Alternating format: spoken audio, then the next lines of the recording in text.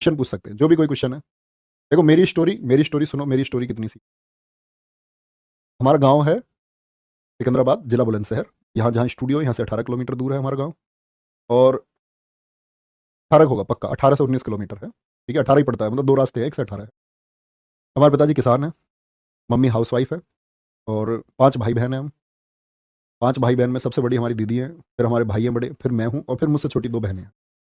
बड़ी बहन जी हमारी टीचर हैं, गवर्नमेंट टीचर। और मुझसे बड़े भाई जो मेरे हैं वो दिल्ली पुलिस में हैं। फिर मैं हूँ, मुझसे छोटी बहन एक टीचर है। और एक बहन हमारी ऐसी है जिसका पढ़ने में मन नहीं था थोड़ा, तो वो हैंडीक्राफ्ट वगैरह में उसका मन था। उसने बोला भैया, उसने मतलब पापा से ही बोला कि मेरा पढ़ाई में ज़्यादा मन है नहीं, तो वो अपना हैंडीक्राफ्ट वगैरह। ठीक है, तो ये है। ये तो हुआ हमारा, मतलब हम लोग कर क्या रहे हैं। हमारे घर में 2 लोगों की शादी हुई है, बड़ी बहन जी की, हमारी बड़े भैया की। और मुझसे छोटी बहन जो है उसकी शादी हो चुकी है। और अब जो और उससे भी छोटी है, फिर उसकी शादी हो। तो ये मैंने ही तय किया है कि ये मेरी नैतिक जिम्मेदारी है कि पहले, क्योंकि हमारे पास पहले साधन नहीं थे बहुत। हमारे पिताजी किसान रहे, तो हमारे चाचा, हमारे पिताजी और हमारे बाबा जी, 3 हिस्से थे हमारी ज़मीन के। और 3 हिस्सों में से तीसरा हिस्सा आप समझ सकते हैं ज़मीन का। और उसमें 5 बच्चों को पढ़ाना, ये अपने आप में एक टास्क है। अब आप बोलेंगे जी अंकल जी ने 5 क्यों करे थे? तो पहले लोग कर लेते थे। स्थिति ऐसी आई कि 5 लोगों को जब बहुत अच्छा पढ़ाना हो, या तो ये कि बहुत बेसिक्स पढ़ाई हो सबकी। जैसे हमारे भैया की तो लगभग बेसिक्स पढ़ाई हुई है, लेकिन हमारी बहन जी की बीएड वगैरह उन्होंने की सब कुछ। और मेरी इंजीनियरिंग हुई, तो उसमें भी मैंने एजुकेशन लोन हमारा लिया गया। एजुकेशन लोन भी बाद में मतलब पटाया गया, वो किसान क्रेडिट कार्ड निकलवा करके। कहने का मतलब है कि बहुत सारे लोन्स थे।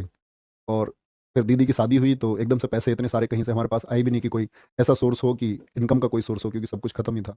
और एक कर्जा वो भी था। और फिर भैया की जॉब लगी हमारे भाई दिल्ली पुलिस में 2012 में। उनके भी सारे पैसे, मतलब उन्होंने कभी, कोई इतने साधारण व्यक्ति आप देखते होंगे, अंकित भैया के साथ में अक्सर दिखते हैं वीडियो में, चेतन शर्मा नाम है। तो कहने का मतलब ये है कि बहुत सारे सोर्सेज नहीं थे, उनके भी पैसे घर में ही खर्च हुए सारे। वो इतने साधारण हैं कि उन्होंने मतलब कभी कोई पैसा, शायद मुझे नहीं लगता, अपने पर्सनल, किसी लोग बोलते हैं ना अपने पर्सनल खर्चे पे कोई खर्च कर लेता है, तो उनका शायद कोई ऐसा खर्चा है ही नहीं। तो सब कुछ कर दिया। और हम सब की एजुकेशन के पीछे हमारी जिम्मेदार थी बड़ी बहन जी। और इसको मैं इसलिए कहता हूँ कि शिक्षा बहुत ज़रूरी है। अगर वो शायद नहीं पढ़ पाती, वो शायद बहुत अपने लिए मेहनत नहीं करती, तो हमको नहीं पढ़ा पाती। तो वो गाँव में 80 से 100 बच्चे, मतलब दिन छिपे हमारे घर, मतलब लाइट भी नहीं थी। और वो दिन छिपे तक ऐसे हम, मतलब कॉपी चेक करवाने में हम भी रहते थे, जोड़ घटाने करवाने में छोटे बच्चों को, तो मतलब बहुत जोर दे के कॉपी देखनी पड़ती थी। और तब वो पैसे आते थे।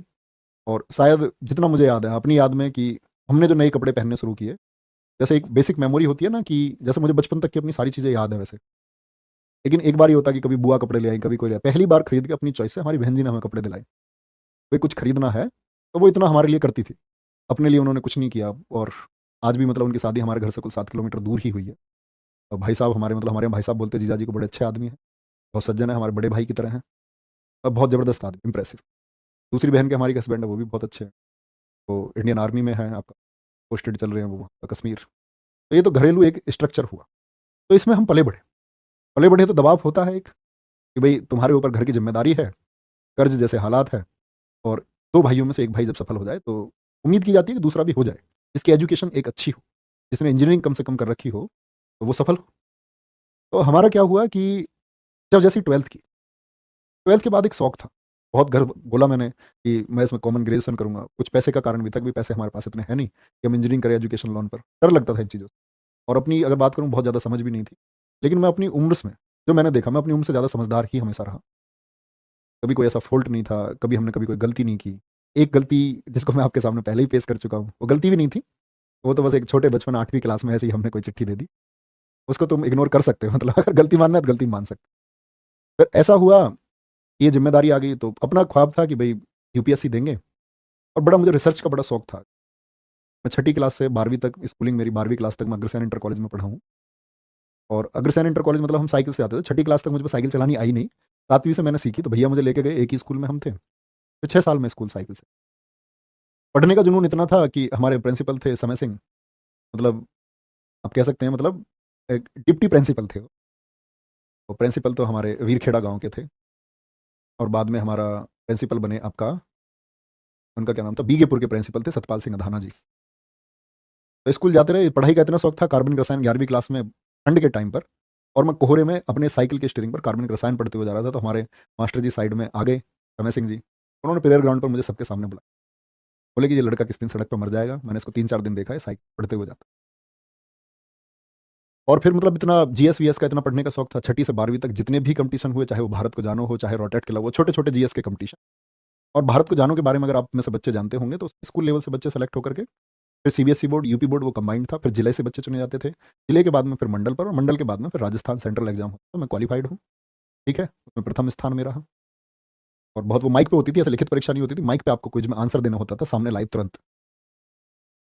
ऐसे ही चलते रहे, मतलब जीएस का बड़ा अच्छा था, तो बड़ा रिसर्च का शौक था। साइकिल पे गए तो रेल पे अगर देखा टियर 2 क्यों लिखा हुआ है, हर चीज़ का बड़ा शौक था। कॉलेज में 4 साल में हमने पढ़ा सिर्फ और सिर्फ लाइब्रेरी में कंप्यूटर पे गूगल पे जाके चीज़ें ढूंढना, ये क्यों होता है।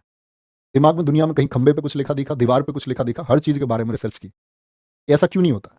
बड़ा मतलब एक व्यक्ति होता है ना जिज्ञासु, तो मुझे लगता है मैं हद से ज़्यादा जिज्ञासु हूँ किसी चीज़। कितनी भी टिपिकल चीज़ होगी मेरे सामने आएगी तो पहले मैं उसको जानूंगा। मेरे पास डायरी रहती है, मैं नोट कर लेता हूँ, मुझे इस चीज़ के बारे में जानना। ऐसे ही अपने बढ़ते रहे, तैयारी चलती रही, तो ये था चलो इंजीनियरिंग हो जाएगी, पिताजी कह रहे हैं तो कोई दिक्कत नहीं है, कल यूपीएससी निकालेंगे। और फर्स्ट ईयर में शायद इसी चक्कर मेरी बैक भी थी, अगले सेमेस्टर में मेरी एक में, क्योंकि इंजीनियरिंग पर जब हमने ध्यान नहीं दिया तो एक में बैक आई, अगले सेमेस्टर में वो क्लियर भी हुई। तो ये सारी चीज़ें चलती रही, और ये बड़ा भावुक है, इसे तुम फील करना, ये तुम्हारी ज़िंदगी का परिवर्तन कर सकता है। और ये मैंने आपसे पहले सिर्फ एक बैच में बताया, खाकी बैच में, और खाकी बैच के बाद में आज तुम्हें बता रहा हूँ, शायद कुछ चीज़ें डिफ्रेंशिएट कर सकती हैं, कुछ चीज़ें वहाँ ना बताई हों। तो हुआ ऐसा, इंजीनियरिंग भी हो गई आपका, और साल था 2015। इंजीनियरिंग के बाद में भाई यही था, अपना तैयारी के लिए बोला गया कि भाई जॉब करनी है या प्रिपरेशन करनी है, तो हमारे भैया नौकरी कर रहे थे, बहन जी हमारी तब तक शिक्षा मित्र थी, टीचर हुई नहीं थी। शादी तक वो शिक्षा मित्र ही रही, अपनी शादी के बाद वो टीचर हुई, और थोड़ा सा वेतन मिलता है शिक्षा मित्र को, तो उन्होंने सब घर पे ही खर्च। तो तैयारी का मन बन गया कि भाई ठीक है तैयारी करेंगे, कभी आओगे तुम में से कोई हमारे घर। तो मेरी शायद 12वीं के टाइम की डायरी रखी हुई है, तो मैं अपना नाम पता कैसे लिखता था, मैं अपना नाम ऐसे लिखता था डायरी पे, ऐसे थोड़ी सी हनक नहीं आती है, कलेक्टर लिखते हैं, तो अपना नाम लिखता था आईपीएस नवीन शर्मा, हर जगह। तो ख्वाब था एक पाला हुआ, इतनी अखबारों की कटिंग मैंने की। अगर आप देखोगे उस समय के चुनावी मुद्दों से लेकर के, ऐसा नहीं था मुझे जीएस पढ़नी थी, मुझे पॉलिटिक्स में बड़ी रुचि थी। मैंने चुनावी मुद्दों से लेकर के हर चीज़ की फाइलों की कटिंग, मेरे पास हर चीज़ की कटिंग होती थी, चुनाव में कौन कहाँ हुआ, ददुआ भैया क्या कर रहे हैं चित्रकूट वाले, कौन सा गैंगस्टर कहाँ क्या कर रहा है, कौन कौन से गैंग है। वीडियोज़ देखी हमने खूब यूट्यूब अपने कॉलेज के टाइम पे, सब रिसर्च की किसका गैंग कहाँ तक है, किसके गैंग में कौन है। और अपना पढ़ाई करते थे बहुत बढ़िया, इंजीनियरिंग में अपने पास किताबें जीएस की रही, पढ़ते रहे, गाइडेंस लोगों से रहते रहे, दिल्ली चले गए फाइनली 2015 में, फिर तैयारी करेंगे। और मैं, हमारे चाचा जी, हमारे परिवार में लोकेश, हमारे गांव से ही अरुण भाटी दोस्त है मेरे, तो हम 3-4 लोग गए तैयारी करने, एक हमारे गांव के भांजे थे तो वो गए। अब होता क्या है कि हम लोग गए वहाँ पर आपका अगस्त में, लगभग जुलाई के एंड, अगस्त के शुरुआत में। तो हम रह रहे थे, अपना पढ़ाई हमने शुरू कर दी, कोचिंग सेंटर कोई ज्वाइन किया नहीं, कि पहले किताबें पढ़ेंगे फिर उसके बाद में देखेंगे। और जिन कोचिंग सेंटर्स में हकीकत ये है कि शायद मैं तुम्हें पहली बार बता रहा हूँ कि दरअसल में घर में अगर ये कह के जाता कि मैं यूपीएससी की तैयारी करने जा रहे हैं, कुछ और पढ़ेंगे, हम नोबेल पढ़ेंगे, वहाँ पर हम उपन्यास पढ़ेंगे, तो उसके लिए कोई तैयार भी नहीं होता। तो जहाँ हमने एडमिशन लिया हमने क्लास नहीं की, हम गए, हमने किताबें ढूंढी बाजार में, और किताबें कभी एक पेज चलते चलते पढ़ लिया किसी का, और अपने बैग में किताब रखी एक, नॉवेल बहुत पढ़े, कहानियाँ बहुत पढ़ी, बहुत सारी पुस्तकें पढ़ी। दिन आया अगस्त के बाद में नवंबर का, नवंबर आया तो मतलब उस टाइम ये था कि भाई सीपीओ देना है तुमको, और सीपीओ मेरा 2016 क्वालिफाइड भी हुआ, 2015 एनटीपीसी मेरा क्वालिफाइड भी हुआ। और ऐसे बिगड़ तैयारी के दिए, कुछ ज़्यादा तैयारी से नहीं दिए, क्योंकि मैथ वैथ ठीक था अपने, रीजनिंग में कुछ करना होता ही नहीं है एसएससी की में वो बस कॉमन सी की 10-15 दिन में सीख साख के बढ़िया प्रैक्टिस करके, और उस समय मतलब बड़ी आसान सी रीजनिंग आती थी, पीएस का भी एक अच्छा लेवल होता था, हालांकि एसएससी का हमें। बात आती है नवंबर 2015 की, हमारे पिताजी का एक्सीडेंट हो गया, और उनका एक्सीडेंट हुआ तो ये मतलब एक टर्न था जिंदगी का। एक्सीडेंट होने के बाद में गांव में आना पड़ा, हमारे पिताजी के 17 फ्रैक्चर थे, हॉस्पिटल में रहे, मैं हॉस्पिटल में ही रहा लगातार। और वो गेहूं बोने का समय था, पिताजी हमारे किसान है, सारी जिम्मेदारी उनकी थी, चाचा के हिस्से की खेत भी वो करते थे। और आज हमारे पिताजी की उम्र लगभग अगर बात करें तो 68-69 साल है। और अगर मैं बहन भाई बताऊं तो हमारे 2 बहन भाई और थे, एक बहन हमारी हमारे घेर में ही ट्यूबवेल है, उसमें पानी में डूब करके वो मर गई थी, एक्सपायर हो गई, हम सबसे बड़ी थी, फोटो है उनका हमारे घर पे आज भी, कहते हैं कि वो होती सबसे सुंदर होती। एक भाई था हमारा जुड़वा, ठीक है, वो एक्सपायर हो गया। तो बहुत सारी चीज़ें हुई, और फाइनली ये हुआ कि हम आकर के वो खेत हमको बोने पड़े, क्योंकि पिताजी को मतलब लंबा रेस्ट बता दिया, यहाँ से हॉस्पिटलाइज करके फिर दूसरे हॉस्पिटल में रहना है, इतने दिन रहना है, 2 महीने का रेस्ट है उनका। मैं कहा हम करेंगे।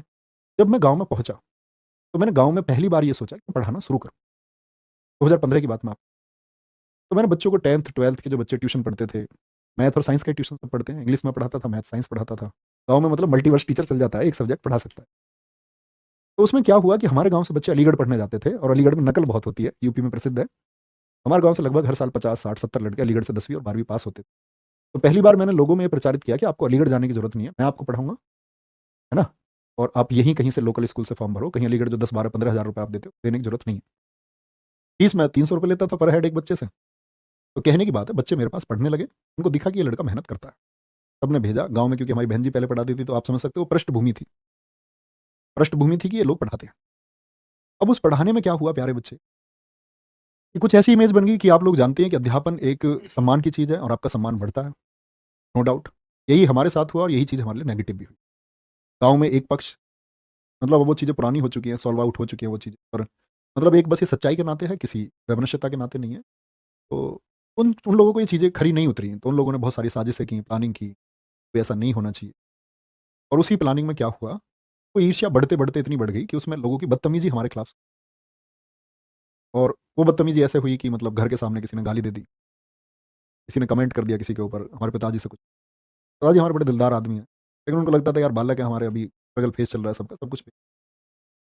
मुझे इतना टॉर्चर किया गया 6 महीने तक लगातार कि मैं किधर से निकल के भी जा रहा हूँ, तो मेरे ऊपर मतलब ऐसे टिप्पणी की जा रही है, और उस टिप्पणी की मतलब सीमाएँ होती हैं, वो सीमाएँ पार होते, तो टिप्पणी मतलब बहुत ज़्यादा हो गई, और आप लोग समझ सकते हैं इस बात को, क्या बताऊँ? मतलब उस चीज़ से चीज़ें खत्म हो गई। एक दिन ये हुआ कि हमने ये तय किया कि हम अपनी पढ़ाई-वढ़ाई जो कुछ अपने सपने हैं सब कुछ छोड़ देंगे। हम पहले इस बदलाव के लिए लड़ेंगे, कि आखिर ऐसा होता ही क्यों है? क्यों किसी बढ़ते व्यक्ति को रोका जाता है? क्यों ईर्ष्या पैदा होती है? तो हम उस ईर्ष्या से टकराने के लिए खड़े हो गए, या तो हम खत्म होंगे या ईर्ष्या खत्म। उसमें बहुत कुछ हुआ, बहुत सारे फर्जी मुकदमे लिखे गए, बहुत सारे सही मुकदमे लिखे गए, और मतलब चीज़ें ऐसी ही चलती रही, फिर हम पिस्टल लगा के इधर से उधर, फरारी जैसे हालात रहे। मतलब वो एक मतलब हद से ज़्यादा टॉर्चर किसी को कर देना, वो टॉर्चर जैसे हालात मेरे हो गए, और कई बार मन करता है यार जीवन में कुछ है नहीं, एक-एक दिन तक सोना नहीं। फिर ये चीज़ें सॉल्व आउट हुई आपका 2018 में आकर के। हमारे भैया हमेशा से ये सोचते रहे, भई कुछ करना है, सीधे थे। बोले लोगों का काम है, तुम ये करो, अपनी तरक्की पे ध्यान दो। तो इन सब चीज़ों को सॉल्व होने में 3 से 4-5 साल का जो गोल्डन पीरियड था अपनी पढ़ाई का, वो खत्म हो गया। जो सिलेक्शन था अपना सीपीओ एनटीपीसी, वो किसी काम नहीं आए, क्योंकि मुकदमे लग चुके थे, कोई अर्थ उनका नहीं रहा। और फिर अगर हम बात करें प्यारे बच्चे, 2018 में हम गए, तो मैं एकांत रहा हूँ 1 साल एक कमरे में बंद होकर के, एक मानसिक दबाव जैसी हालात में, और मैं हद से ज़्यादा पढ़ा। आप बोलते हैं ना 6 घंटे, 4 घंटे। मेरे दोस्त है मेरे साथ मंजीत भाटी, मेरे सबसे करीब मित्रों में से, 7 दिन लगातार भी जागा, 7 दिन लगातार। इसको कोई विश्वास नहीं करता, एक वो व्यक्ति है मेरे साथ जो है। तो कहने का मतलब ये है, ज़िंदगी में बहुत सारी चीज़ें आती हैं और हमने देखा है इस चीज़ में नुकसान भी होता है, लेकिन परिवर्तन के लिए बहुत सारी चीज़ें करनी पड़ती हैं। जब आपका अंत होने वाला हो, तब आपको अपने रिवाइवल के लिए, जीवन के लिए सब कुछ करना पड़ता है। और मेरा मानना ये है, इन सारी चीज़ों का निष्कर्ष मैं आप लोगों के पास क्या पहुँचाऊँ, कि आप मेरे छोटे भाई-बहन हैं, तो निष्कर्ष ये है कि आप मतलब ऐसी चीज़ों से बचना, बहुत दूर रहना। जब आप सफलता की तरफ बढ़ रहे हो ना, तो आप लोगों के सामने हाथ जोड़ के रखना, नहीं तो आपको पूरी ज़िंदगी मलाल रहेगा कि आप ये कर पाते। और फिर सारी परिभाषा, सारे इस चीज़ का शायद जब लग रहा था जीवन में कोई अर्थ है नहीं, दिल्ली थे, भैया ने बोला कुछ करना, तो प्लान बनाया, 20 स्टूल खरीदे और कोचिंग सेंटर अपना शुरू किया। हालात ऐसे थे मुकदमे के चलते हुए कि एक इन्वर्टर तक हम नहीं खरीद सकते थे कोचिंग सेंटर के लिए, कि भाई लाइट रहेगी, अंधेरा रहेगा, सर्दियों के समय पे कैसे पढ़ाएँगे? पहले तो गाँव में शुरू किया, थोड़ा-सा उजाला निकले तब पढ़ाना शुरू किया। 20 बच्चों से शुरुआत की, नहर पर पहुँचे, दम लगाया, बच्चों से बोला पूरे दिन घर जाने की ज़रूरत नहीं है, खाना लेके आओ, तुम्हारा भाई तुम्हें पढ़ाएगा। पूरी रात क्लास चल रही है, गद्दे बच्चों के लिए खरीदे, सब अपने घर से लेकर के आए। हॉर्न में ऐसे रोड की आवाज़ पे पढ़ाना शुरू किया, और उस गले में जो चीज़ें दिक्कत आई, वो तभी से आई। नॉन स्टॉप पढ़ाया। दिल्ली पुलिस का बैच था जो पिछले वाला 2020 का, और मैंने ऐसे ही प्रॉमिस कर दिया कि 6 से 12 बजे तक मैं तुम्हें पढ़ाऊँगा। गर्मियों के टाइम पे, लॉकडाउन का समय था, ना पंखे, गाँव में जंगल में बाग था, अस्तौली गाँव हमारे पास, तो वहाँ एक स्कूल था, ना तो वहाँ इलेक्ट्रिसिटी की कोई सप्लाई, इतनी दूर जंगल में कहाँ ही सप्लाई होगी। ना पंखे ना कुछ, बच्चे तर पसीने में, मैं तर, लेकिन लगातार हम 6 घंटे पढ़े। और सारे बच्चे वो लगभग बेहतरीन माइंडसेट के बच्चे हैं, मैं आज देख पाता हूँ सबको, शायद एक जागरूक नागरिक भी हैं, जो ऑफलाइन स्टूडेंट। फिर उसके बाद नहर पर आए, नहर पर आने के बाद में फिर ज़िंदगी सँवारने का काम अंकित भैया ने किया। उन्होंने बोला कि हमारे यहाँ से एक हिस्ट्री के टीचर चले गए थे, बोले कि नवीन अगर ये कर पाए। तो उस समय ये था कि मैं 6 आपका पढ़ा रहा था, 6 घंटे, तो मेरे भैया ने हमारे ने कहा बड़े ने कि वहाँ से ऐसे पढ़ाना है। मैंने कहा नहीं, मैंने तो यहाँ प्रॉमिस किया हुआ है बच्चों से। बोले शाम को पढ़ाऊँगा। पढ़ाएँगे। पढ़ाते-पढ़ाते यही सब अभी तक चल रहा है, आपके सामने है जो कुछ भी है। मेहनत कर रहे हैं, साथ मिलके चल रहे हैं, और जीवन में बस एक यही ख्वाब है कि जो कुछ छूटा, उससे ज़्यादा बहुत कुछ मिला है। तो हम लोग ये मानते हैं कि अगर हम गुंजाइश रखते हैं हमेशा सुधार की, तो हम आगे पहुँचते हैं। जीवन में आप क्या सीखते हो, वो महत्व रखता है हमेशा। आज शायद हम कहीं डिस्ट्रिक्ट मजिस्ट्रेट भी हो जाते, तो शायद इतने लोग हमें नहीं जान पाते। कहीं हम शायद आईपीएस भी होते, तो लोग हमें नहीं जान पाते। हम कहीं इंस्पेक्टर होते, तो नहीं जान पाते। सब इंस्पेक्टर होते, नहीं जान पाते। हम कहीं रेलवे में काम कर रहे हो, तो लोग इतने हमको नहीं जान पाते। और सबसे बड़ी बात है सर्विस सेवा हम इतने लोगों को दे नहीं पाते। एक डिस्ट्रिक्ट मजिस्ट्रेट चंद लोगों को सेवा दे पाता है अपने पूरे जीवन काल में, एक आईपीएस चंद लोगों के लिए सही काम कर पाता है, एक सब इंस्पेक्टर ना के बराबर लोगों के लिए सही काम कर पाता है अपनी ज़िंदगी में, राजनीतिक दबाव के चलते हुए। लेकिन मुझको लगता है कि हम लोग जो काम कर रहे हैं, पर कोई ना तो कभी दबाव बना सकता है और हज़ारों घरों की ज़िंदगी सँवार सकता है। उस दिन प्रण किया कि अपना ज़िंदगी जिस दिन वो मैंने 20 स्टूल खरीदे कि हम कभी ना तो कभी कोई फॉर्म भरेंगे, आगे केस मुकदमे सब खत्म हो गए। लेकिन हमने डिसाइड किया हम पूरी ज़िंदगी अब अध्यापक रहेंगे। Teacher means teacher. ऐसा नहीं कि अपनी तैयारी करेंगे, नौकरी लग जाएगी, नौकरी करेंगे, बच्चों को आज पढ़ाएँगे, कल नहीं पढ़ाएँगे, परसों चैनल बदलेंगे, नहीं, एक जगह पढ़ाएँगे, अपने अंतिम क्षण तक, अंतिम साँस तक पढ़ाएँगे, बच्चों में वैल्यूज़ डेवलप करेंगे, बच्चों को सिखाएँगे कि शिक्षा क्या महत्व है। सब कुछ चल ही रहा है, कोई दिक्कत नहीं है। और बाकी अगर बात करते हैं, अभी बच्चों तक तो हम हैं ही, ज़िंदगी हम सँवार पा रहे हैं। और एक चीज़ होती है धन, के बारे में शायद कभी कोई ऐसा पंथ रहा नहीं। इसके बारे में हमारे चैनल के ओनर जानते हैं कि धन से मेरा कितना लेना-देना है या कितना नहीं है। वो चीज़ें मैं आपके पास डिलीवर करूँ तो वो शायद एक झूठ होगा, सत्य होगा, पर कभी उससे कोई वास्ता। आज भी हमारे पैसे हैं, मेरे भैया और ये दोनों आपस में मित्र हैं अंकित भैया। मैंने कहा मेरे जो भी पैसे हैं मेरे भैया के पास वहाँ पहुँच जाते हैं, कोई दिक्कत नहीं है। तो मैं ले लेता हूँ जो मुझे ज़रूरत होती है। इतना ही सीन है और बस मेहनत करते रहेंगे, आगे बढ़ते रहेंगे। अपना ख़्याल रखो और मतलब तुम मेहनत करो। अपनी योजना बनाओ और जीवन में कहते हैं ना आपको एक चीज़ सिखाई जाएगी कि नसीब में जो लिखा। मेरा मानना है प्यारे बच्चे नसीब ठीक है, हमको हर चीज़ को वैल्यूएशन देना चाहिए। लेकिन मैं आपको एक बात बताता हूँ सबसे बड़ी चीज़ योजना होती है।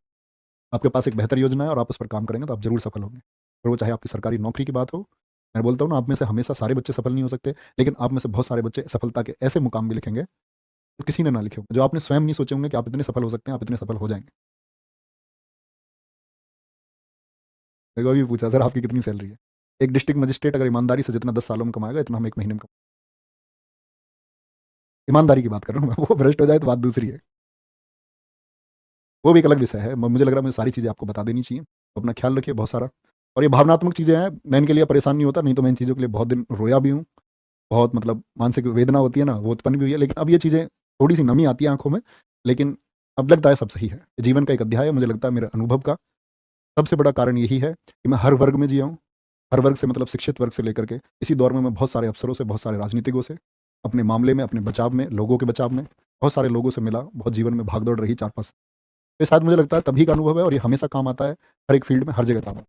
और ये मेरे काम आज भी आता है। बस आप लोग अपना ख़्याल रखिए, अंतिम क्लास है, ये चीज़ें आपको ऐड होके मिल जाएँगी। तो अनुसरण करना, मैंने 2 लेसन आपको बताए कि ज़िंदगी में आप प्यारे बच्चे बस आगे बढ़ते रहना। तो कभी भी कितनी भी नेगेटिव हालात आ जाएँ, कितनी भी गड़बड़ आ जाए, आपको लगेगा आप इसके आगे नहीं कर पाओगे। चाहे वो पैसे की वजह से हो, चाहे वो आर्थिक तंगी की वजह से हो, चाहे वो सामाजिक दबाव की वजह से हो, आपको लगेगा आप इससे आगे नहीं बढ़ पाओगे। लेकिन आप बस ये थॉट प्रोसेस अपने दिमाग में मता देना कि तुम इससे आगे नहीं बढ़ पाओगे। तुम हमेशा खुद से कहना, खुद के ऊपर बोलते हैं ना, खुद के ऊपर विश्वास। अगर आपको आत्मविश्वास होगा ना कि मैं इस बॉर्डर लाइन को पार कर जाऊँगा, तो तुम कर जाओ।